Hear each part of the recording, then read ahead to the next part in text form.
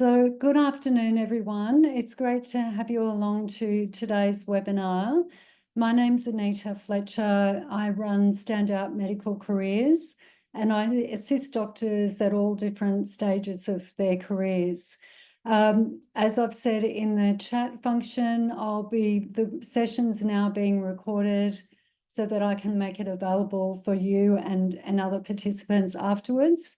And if you have any questions, please feel free to put them in the chat or save them to the end. I'll stop recording at the end of the presentation so we can have a more confidential discussion. So, of course, this is always a very popular topic, and it's such an important skill set in your career to develop as you continue on. So very briefly, as I mentioned, I provide career advice and support to doctors around Australia, and I have had some overseas clients as well. And I started working for the AMA back in 2015 and established the career service for AMA New South Wales, worked with them for 5 years, and in the last 2 years also worked at Federal AMA. And then I started my own practice in 2020 and have been thoroughly enjoying that ever since. And these are some of the services that I offer to doctors, and you can find out more on the website. Some of my activities are also accredited by those two colleges, which is really a wonderful endorsement from them. And so I'll go straight into it because this is all about you and providing you with as much information as I can, and tips for great preparation for these all-important moments. So first of all, I really encourage people to reflect on their current state. Where are they at with their career? And what's important to them now. And the reason why I mention this, and it always comes back as being something that's of high value, I think, because people tell me that they might find that they finish training, and when they finish training, their goals and their motivations have changed from when they decided to enter into that training program or enter into medicine.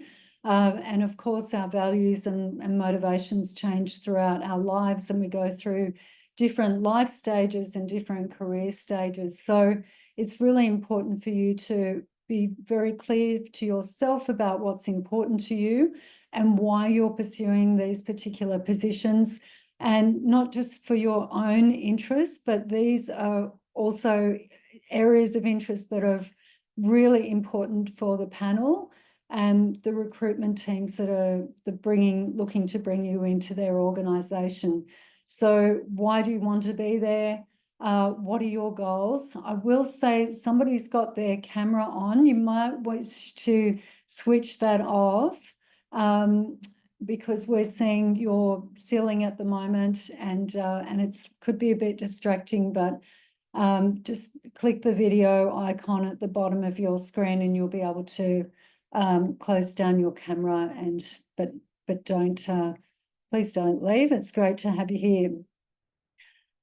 And they want to know what is it you want to achieve in that role. So is that, what you want to achieve personally, but also for that particular department that you're entering. So it's important that you show how your motivations, your goals, your values, all of these things align with what they are looking for.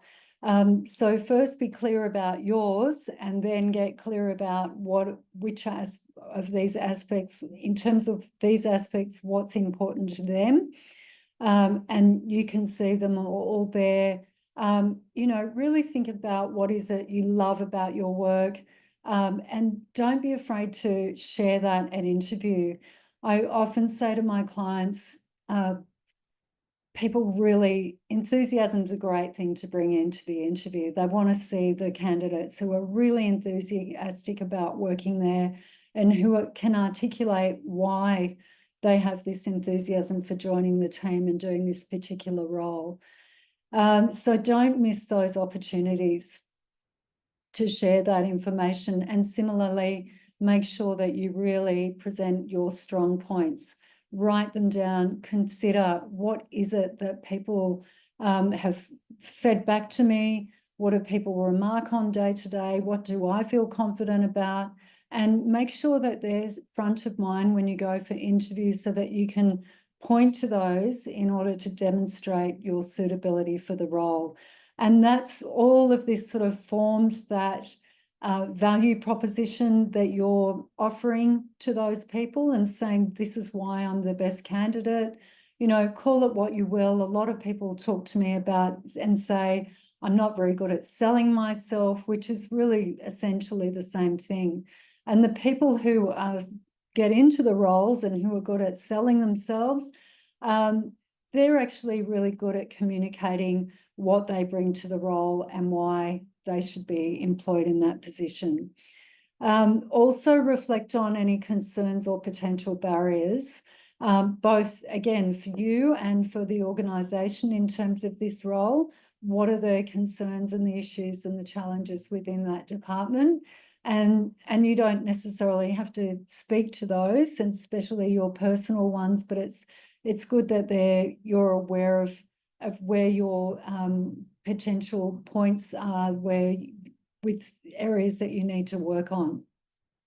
And yeah, it can be a multitude of things, but there's sort of very broad brushstroke definitions, or, points around things to be aware of, and think about how you're going to deal with those. So, and sometimes they can be concerns that are perceived by the candidate. And when we talk about with my clients, I sometimes experience this where someone will say, well, I think they won't be interested in hiring me for this reason. And it's not necessarily true. So identify the concern and then find out from the recruiting organisation, is that actually something you should be concerned about or not? You can contact them prior to the interview and discuss those, or it could be something entirely different that you wouldn't discuss with them, such as, there is someone in the panel that you worked with before and you're concerned about them. Whatever it is, it's important that you acknowledge it and think about how you're going to deal with that in the context of this interview or series of interviews that you're going for. Definitely reflect on your expertise. I'm not going to go through each of these, but think about, again, what do you offer? So the previous slide was really about you as a well-rounded individual and your plans for the future, and your strengths and how you've developed those. And then this is also about the selling yourself. What do you have to offer to them? And by preparing and thinking about this, writing it down, practicing working these things into your responses, you'll bring it into the interview and you'll convey that important information. And even when you've done that, sometimes you'll walk out with the feeling that I really still didn't give them enough, tell them everything I wanted to tell them. It happens. I was working with a client in the last few weeks. She went for a co-head of department role, and she sent me a text yesterday and said, I knew the interview was on Friday morning, and she said, I just, there were so many things I didn't say that I wish I had. And she was quite well prepared for that. But look, the reality is it's often a 15-minute interview. So it's really not a lot of time to convey all the content that you have to convey. So that's why it's really important that you really hone in on what is the most important information that you want them to know about you when you've left, regardless of the questions. And I'll go into that a little bit more as we go. And then, so think about where you're at now, and then where do you want to be? And, you're all very good at goal setting. You've reached where you're at in your careers now, as fellows, as consultants, and, potentially in other positions as well. So think about your future goals. What does your career look like in 10 years' time? And where do you want that to be further on? This morning I had a meeting with another client who's been a consultant for 18 months, and she's really, looking at continuing for some time that specialty that she's in, but she's also really thinking about what the longer term future looks like for her and the actions that she needs to take in order to achieve those longer term goals. So, goal setting and future thinking's always going to serve you well.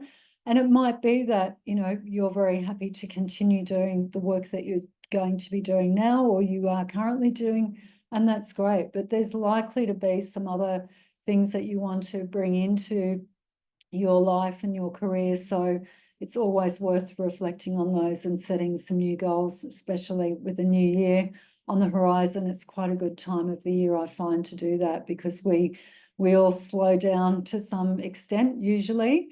And it's a good time to self-reflect and put in place, and some plans and schedule in some whatever that be, courses or events or work that you want to do next year, and working with particular people, getting that in, thinking that through and starting to make some plans.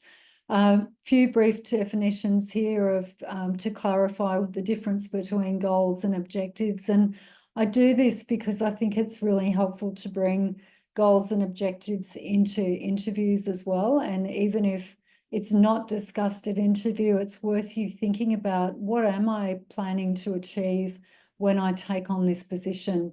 What do I want to achieve in this role in the next 2 years? And to be honest, people will often ask that question at interview. Where do you want to be in 3 years' time? And it's usually tied to their planning, their forward planning for their department. If they're expanding their services or developing it in some way, they want to know, the people coming into their team, what they might have to offer and what they're looking for. Are they looking to stay there for a longer period of time? So it does often come up, and it's worth you thinking about going into those conversations so that you can clearly tell them what it is that you're looking to do. So then develop your plan, really gather information. And you might be thinking, what's this got to do with interviews? But I can assure you it's all relevant.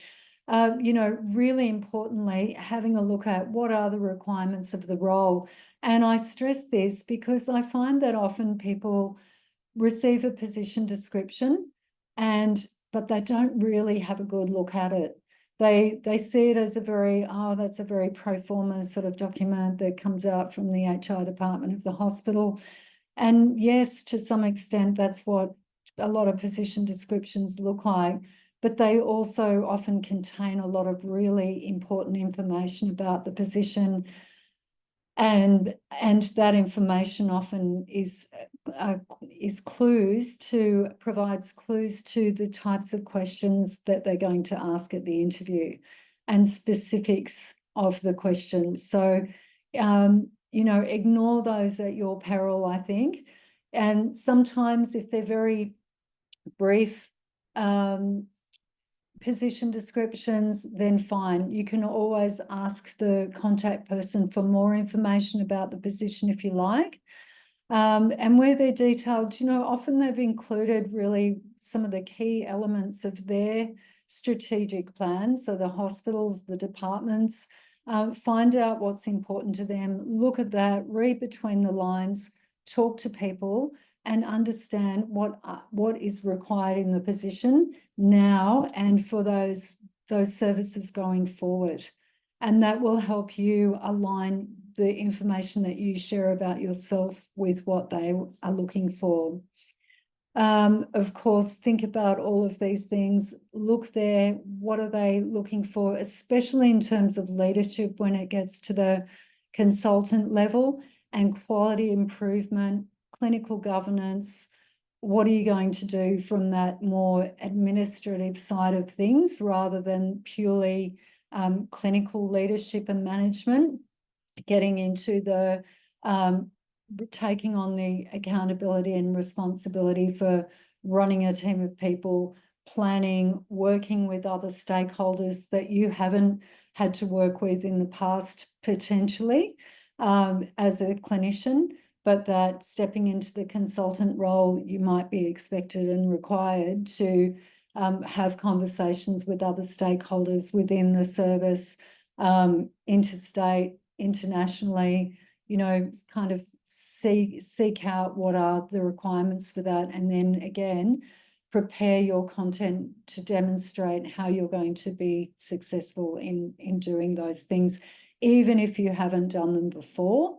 It's about showing that you've got the skill set and you'll be able to adapt into doing whatever they require in terms of the broader development of that organisation. And think about what are the priorities for that service as well in the coming years. And I mentioned strategic plans before. They're usually available online, which is great, great sources of information. Often they're quite lengthy. And that's what that organisation has set out. They've sat down and done the work and thinking about their planning for the next 5 years. So go in, find those documents and have a look through them, because it will help you understand what's important to them and what they need. And then you can articulate how you can be a part of finding the solution and achieving those goals that they've set.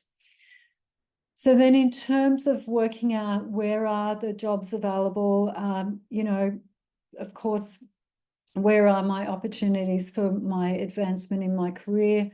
We've talked about researching the role, speaking to people, using the information available and finding more. And within that, actually, I can't have this session without suggesting that it's a great idea to see if you can go in, if you're not familiar with that department or that health service, go in, ask them if you can come in and visit prior to the interview and have an informal walk around. And it's informal, but it's still kind of formal, because that's their opportunity to meet you for the first time and get a sense of who you are and what you're like. And people will be watching with interest as the maybe new person is walking around and having a chat with people. So highly recommend that you do that if you can. And also highly recommended that you attend interviews in person if that's on offer. So often I know rostering can make that difficult if it's interstate, but it's definitely worth it if it's possible. And I think I've really talked about the selection criteria, the expectations, and then the competencies. What is it they're going to need, and how do you demonstrate that? So one of the discussions I had with the person going for this head of department role last week was, okay, they've got it in here, the position description, and we know it. You're going to have to be managing a budget. What are your financial skills? What's your experience in that in the past? And if you haven't got a lot, play to your strengths and discuss the way that you manage finances, or the people that you would get on board and work together with to do that really incredibly important aspect of any leadership role, which is managing the resources, and at that level it's the financial resources as well as the people resources, and demonstrate your competencies in any area that is required in the position, and think about what you might need to develop further, and what plans you've already put in place or work you've done towards that. So a lot of the consultants that I've been working with lately have talked about the courses that they've done. So they can be management courses or leadership courses, AFRACMAs, and they talk about the exposure they've had and the learning that they've had through those experiences, and how they're going to apply those for the positions that they're going for. So have a think about if there's anything that you need to work on, what courses you can do to address that, or or other work within your current workplaces to develop those in those areas.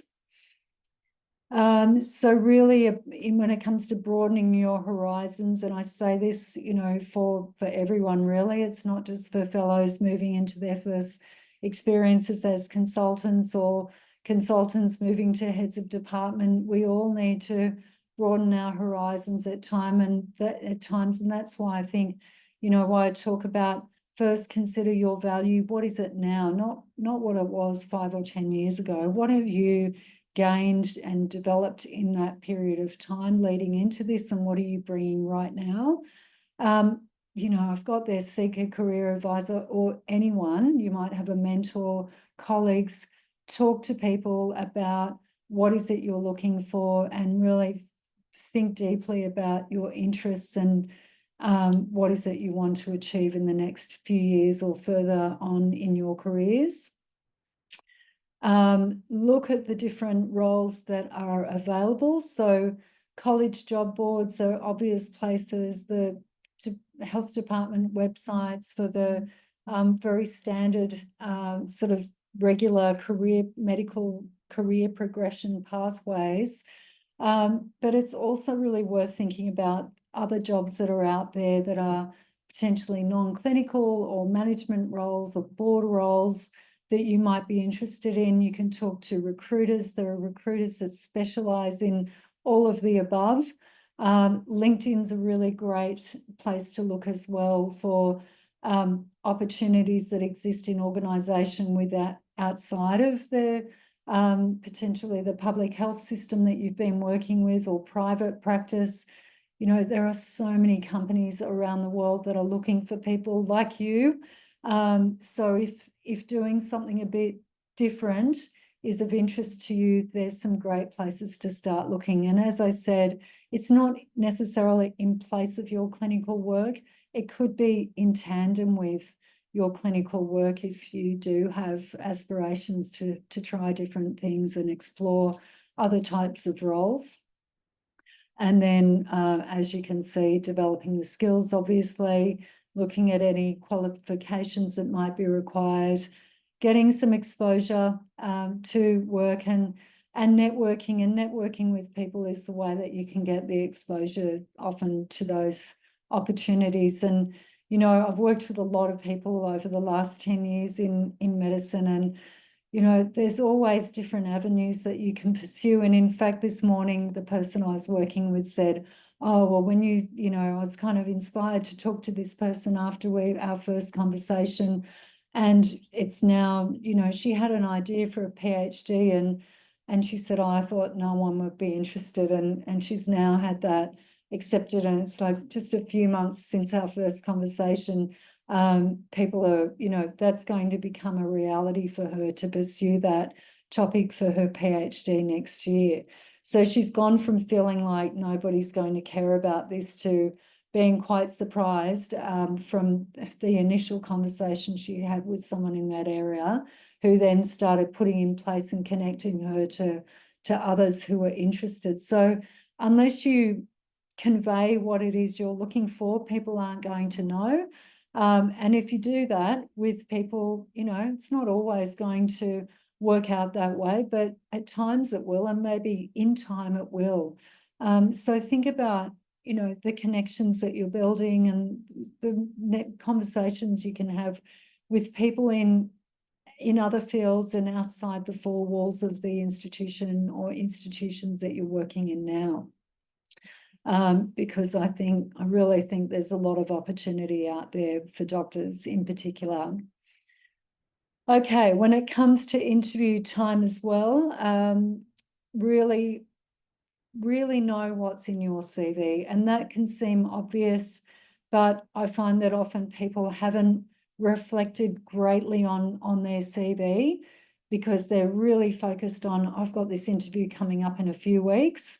You need to go through and have a look through and refresh yourself about where you've worked, and think about then aligning what's in there to the things we talked about in terms of what the requirements for that position are and what that organisation's looking for. So, You know, if you've got rural experience, it might have been 5 years ago, but you've done a fair bit of work, for example, in a rural area, and they value that. Well, there's your experience, and you've developed that skill set that you can talk about that time where you worked there. That's one of many examples that you could draw on. So have a look through it and definitely update your CV. And I'm often quite surprised by the response to this question when I put it out as a poll. And often I'll start working with people. I review their CVs before we have our first session. And it's not infrequent that people don't have their current position in there. And other really important information like the course of studies that they're undertaking at that time. So please make sure that your CV really is up to date when you submit that application. And it sounds really obvious, but I often see CVs that aren't up to date. And then really think about those 2 achievements that you really want to highlight to the recruitment panel that are relevant to that position. And you might even be asked that question. I've heard more than once that people were asked that question. What are the 2 achievements that you want us to know about in your CV that you think are important in this role, or what's most important to you? And that can be framed in a number of ways, like any question, but you go back and have a look over it. And if you're suffering from a bit of lack of confidence, looking at your CV can really help with that. You know, cover up your name and really look at it in terms of, gee, you know, this person's actually achieved a lot and they really are suitable candidates for this role. Because I say that because a lot of people do often share with me that they're suffering from imposter syndrome. But in fact, I need to remind them that they certainly are qualified for those positions. And it's really important to go into that whole process with confidence. I've got a brief snapshot of a sample CV that I provide to people. And the main reason I'm including this, because it is a really important part of the interview process. The panel might have your CV in front of them. So make sure that what's on page 1 in particular, as well as the rest of the document being really up to date with the right content that you want to share, make page 1 really great, because when they print it out, it's sitting up on top of the pile always, or when they open that file electronically, it's the first thing they see. And I still see CVs where page 1 is the clinician's name, and that's page 1. It's a title page. It's a waste of a page. That's a very old approach to CVs. So include the key information that you want about you in here. And particularly, I really recommend having a sort of profile section at the top that summarizes why you're applying for that role, and you can tailor that to whatever role you're going for. And here, you know, qualifications don't necessarily need to be at the top or on page 1, actually. And you can get around that, or, you know, modify this and bring content of even greater value onto page 1 by putting your post-nominals underneath your name at the top. So use that really valuable real estate, I call it, of page 1 very effectively. And by having a great first page and CV, you're halfway to landing the interview. And as I said, remember, they'll have it usually in the interview. And it's your job in the interview to bring out those key points that you want them to know, because don't expect that they've either read it or they'll remember. So your role in this meeting is to provide the information that the panel needs, that you think is going to get you the job. So right into what makes a really great interview performance. To my mind, it is these things, you know, really bringing in content with substance. So people might look at this too and go, but what about, it's all about answering their questions. Yes, you need to answer their questions, but the way you answer their questions really depends on you and the way you prepare the content that you want to share and showcase to them. So please make sure that you think about what it is that you're really good at. So going back to strengths, and what you've achieved in the past and what you want to bring into that position. And if you can do those things well and bring them into the responses to the questions that you've been asked, you've put your best self forward and your best foot forward, and you've done all you could for that interview. And it's over to them to make the decision at the end of the day, of course. But this is where it really comes down to, for me, preparing and practicing for interviews. There is nothing better. So if you take away nothing else from this session, I'd really encourage you and urge you to do that, whether it's on your own or with somebody else helping you. Put a bit of time and effort into it. And I often hear the person going for the head of department role, she said to me 2 weeks ago, the sessions I'm having with you is the only time I have time to practice. And I said to her, look, I really want you to reflect, even if it's 10 minutes, our notes that I send you after our sessions, just at least go through it and read it and think about it some more. And I know that you're very time poor, but this is such an important occasion in your career that you need to invest a bit of time and effort into doing this. So really prepare your content, because that's what's going to shine through when you go for the interview. So how do you do that? How do you convey your value? Because that's essentially what you need to do in the context of answering their questions. So as I said at the beginning, really be able to pinpoint, what is it I bring to this position? You know, at the crux of the matter, why am I the best candidate for this? Think through all that content and all the information you've got to offer and what they're looking for, and really hone it down to what they want and how those two things match up, what they want and what you offer. Because as I said, it might be a 15-minute opportunity. It's such a flicker in time, that meeting. It doesn't feel like it at the time. It's sort of like the longest 15 minutes ever. But it is just such a brief moment. So if you haven't prepared and worked out what are the key pieces of information, then you run the risk of walking out and feeling like you really didn't share everything that you wanted to. And then, of course, preparing and practice your delivery.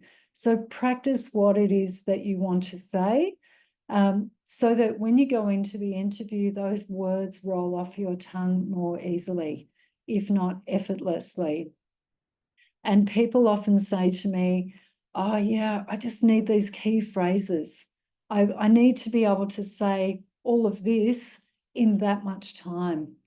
And so when I work with people, it's often around, well, all interviewing is about communication skills, really, at the end of the day.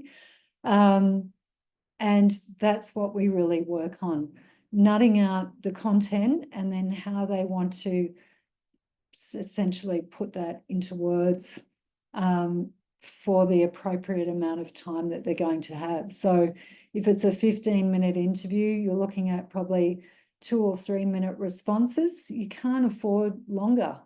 If it's a half-hour interview, you can, you know, position your responses, expect to be speaking for about 5 minutes to answer questions.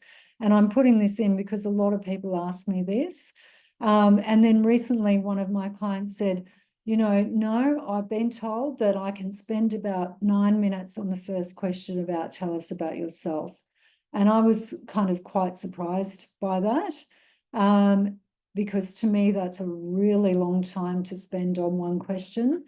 But again, it's the context. How long is the interview? If it's an hour interview, definitely, you could invest that much time. But if it's a 15-minute interview, don't do it. It's too long. You'll run the risk of not getting through all the questions. So the context is really important, and find that out when you're invited to interview, or when, ask them how long it is. If they've given you a time, ask them how long the interview is. It's a perfectly reasonable question, and find out who's on the panel. Okay, that's going to be of enormous value as well. So I've really spoken about these things already. Think about how you present at work as well. What's your reputation? And always, protect your reputation like it's the most valuable thing in the world, because it really is one of the most valuable things you have for your career. And that will also help with your confidence. Last week, a client said, oh, it was great because one of my fellow consultants said, we're all really hoping you get this role. And it really gave her a massive boost. And I said, see, they believe in you. They want you there. That's a big advantage. Remember that when you go into the interview. And in terms of social media, I don't think I need to tell all of you at your career stage, be careful about Google yourself, look if there's anything that, people have posted on social media or whatever. But also use social media to your advantage, particularly LinkedIn, in terms of building good networks. And then that sparkle at the end, that's the enthusiasm that I referred to earlier. Bring that into the interview, show them that you're really very keen to get that role. It won't go unnoticed. People want to know that you really want to come in and do this, and you're not just applying for the sake of it, or you've got no other better choice, or whatever it is. If you're interested, really let them know that. Think about your communication skills. So, of course, in the lead up to the interview, you'll be preparing and submitting written documents. Really make sure there's no errors in those. And similarly, any emails that you send to contacts, or if you leave a voicemail on someone's phone, make sure you've thought through what you want to say in case you do go to voicemail when you ring up that contact person. Think about if you're interviewing on Zoom, what your setup looks like. So, have a look at the background behind you. It's important that it's not too busy, that you don't have people walking behind you during the interview. That sort of shows a real lack of preparation and forethought. And people will find that distracting, and it will just kind of work against you in some way, even if it's a small way. You don't want that going on. You want to present in the best possible way. So that certainly comes into it, as does your audio working properly, links to platforms being installed prior to. And I say this because lots of people have fallen into the hurdle of fallen into the trap of the software not being installed, and then they've, been highly stressed trying to get that organised 10 minutes before their all-important interview. So make sure that's all part of your preparation. And think about when you talk about your communication skills as well. Are you a great listener? What does that look like in the workplace? How do other people rate your communication skills and style? How does that benefit you? Because especially in leadership roles, a lot of success comes from really good communication with other people. So that's always going to be something to be thinking about during your preparation, how you can convey your level of communication abilities. A very common interview question, as I touched on before, is tell us about yourself. And it might not be in those words, but it could be, why have you applied for this role, and what experience do you bring to the position? It's the same type of question. It can be worded in all sorts of ways. So think through the points that are on the screen here, and some of which I've touched on already. with strengths, that's a really long list, and I was updating this the other day, and I thought I just kept adding because I was thinking about, in terms of consultant level, what's important for consultants, all of those things. And you all possess those things, those skills and experiences in varying degrees. So think about, what are they for you? What are you really good at? And what do you want to make sure they know when you've completed the interview? And in the lead up to that, to the application as well, convey those things in the application, and you'll make it to the interview. Okay. Some of the common questions that are asked are up there. I think you'd all be fairly familiar with those and expecting those to be asked. So make sure you practice those different types of questions. Conflict is almost always covered. And, performance management. No, but that's something that a lot of people don't want to have to deal with, but you do have to deal with it. And those teams want to know, how are you going to deal with it? Because it's something that we're all going to have to work on, or the bosses want to pass that over to the consultants in the team. Be ready for those questions. And then putting it all into practice. So think about a lot of these things we've all talked about. So they're summarized there. I won't dwell on that. We're kind of running out of time, and I didn't know how many slides were left, but that tells me not many. So that's good. We're running to time. You can follow Standout Medical Careers on these platforms. I mostly use LinkedIn and publish articles and newsletters there, and see what people in my network are doing, which is always of enormous interest. So it's a great way of seeing, what's working for other people, their successes. People tend to talk about the achievements within their organisations and their teams, which, there's a lot we can all learn from seeing how other people are doing things. That's a little outline of people that I've worked with, as I say, across the board in terms of careers.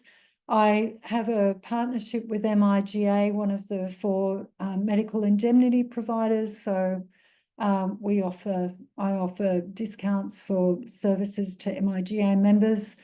And I have a workshop coming up in December, if anyone's interested. There's the details. It'll be in Sydney in person, and I also run events online. So if there's any of these sorts of workshops that I offer that are of interest to you at some point, feel free to reach out, and I'm happy to be flexible and organise things according to people's preferences. And really, one of the takeaways, and I think it's a great way to end this session today, is turn your reflections into plans.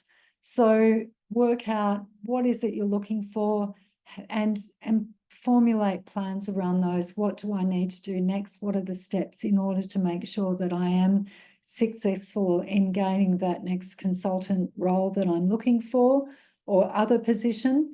And we've already covered these points. But really, if you're feeling stuck, I hope that those strategies help you to move forward and become unstuck and start getting to work on addressing the areas that you need to work on. And don't leave it too late. Don't leave it until the week before the interview. Give yourself time. You've got time to do that. And I really recommend that people start reflecting and doing the work and some practice at least a couple of months out from an important role, if they can. Unless they're fantastic and they find interviewers and they find interviewing really easy. Even if that's the case, I really recommend preparing well, because you don't know what you're going to get when it comes to the interview, or one person on that panel might be someone that throws you off your game a bit for whatever reason. So put the preparation in so that you increase your chances of success. Otherwise, it is disappointing when you miss out on that particular opportunity. So feel free to get in touch. People are always welcome to book a free session with me via the website. You can send me an email, and I'm about